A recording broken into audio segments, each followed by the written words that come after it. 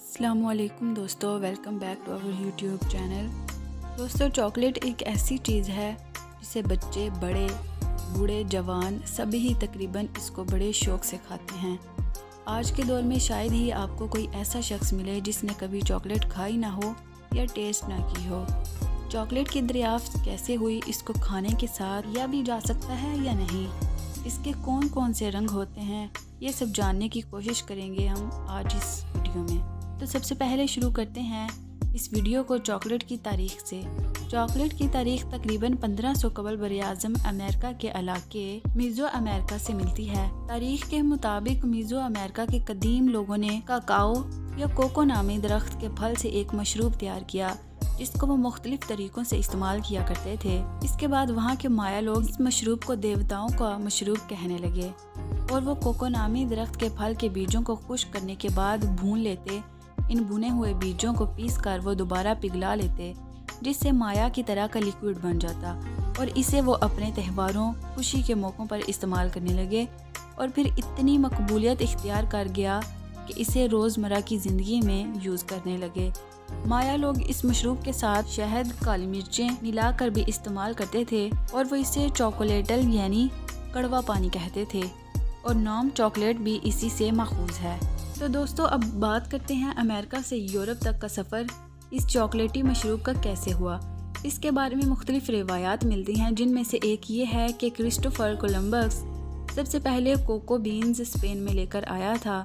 دوسری روایت کے مطابق فاتح اسپینش ہینون کارٹس وہ پہلا شخص تھا جو 1528 میں کوکو بینز اسپین لے کر آیا تھا۔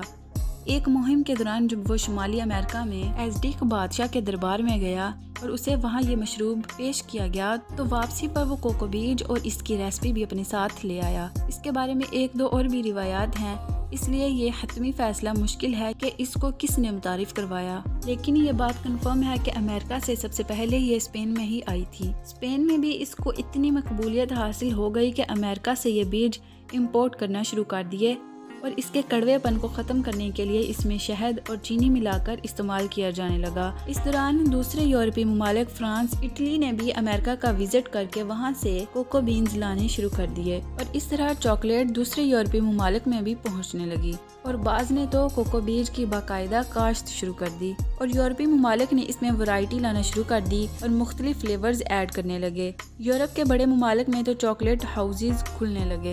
دوستو، 18ویں صدی تک اس کو بطور مشروب ہی پیا جاتا رہا۔ نیپولین کے بارے میں مشہور ہے کہ اسے یہ مشروب اتنا پسند تھا کہ جنگی مہمات میں وہ اس کا استعمال کیا کرتا تھا۔ 21ویں صدی تک چاکلیٹ بنانے کا پروسیس ہاتھ سے ہی کیا جاتا تھا، جس میں محنت اور ٹائم دونوں زیادہ لگتے تھے۔ 1828 میں چاکلیٹ پریس مشین نے اس کی تیاری کے عمل کو تیز کر دیا۔ اس مشین میں کوکو بیج بھون کر ڈال دیے جاتے اور پروسیسنگ کے بعد ہلکے زردی مائل کوکو بٹر کو الگ محفوظ کر لیا جاتا تھا اور باقی کوکو پاؤڈر کی شکل میں رکھ لیا جاتا۔ اس کے بعد اسی پاؤڈر سے بڑی ورائٹی میں چاکلیٹ پروڈکٹس تیار کی جانے لگیں۔ 1847 میں ایک برطانوی شخص نے شوگر اور کوکو پاؤڈر کو مکس کر کے پہلی دفعہ سالڈ چاکلیٹ بار تیار کی، اور اس کو مقبولیت ملی، اور 20ویں صدی تک کے شروع میں چاکلیٹ بنانے والی کمپنیز بھی بننے لگیں۔ اب بات کر لیتے ہیں چاکلیٹ کی اقسام کی، جن میں سب سے پہلے آتی ہے ڈارک چاکلیٹ۔ اس کی تیاری میں دودھ بہت کم استعمال ہوتا ہے یا ہوتا ہی نہیں ہے۔ اس میں کوکو بیٹ سے حاصل ہونے والی اجزاء کی شرح زیادہ ہوتی ہے، اور یہی چاکلیٹ کی خالص ترین قسم ہے۔ ڈارک چاکلیٹ میں چونکہ شوگر اور دوسرے مضر صحت اجزاء کا استعمال کم ہوتا ہے، اس لیے اس کو نقصان دہ نہیں سمجھا جاتا، جبکہ ملک چاکلیٹ ایسی چاکلیٹ کہلاتی ہے جس کی تیاری میں 20% کوکو جبکہ 80% دوسرے اجزاء شامل ہوں۔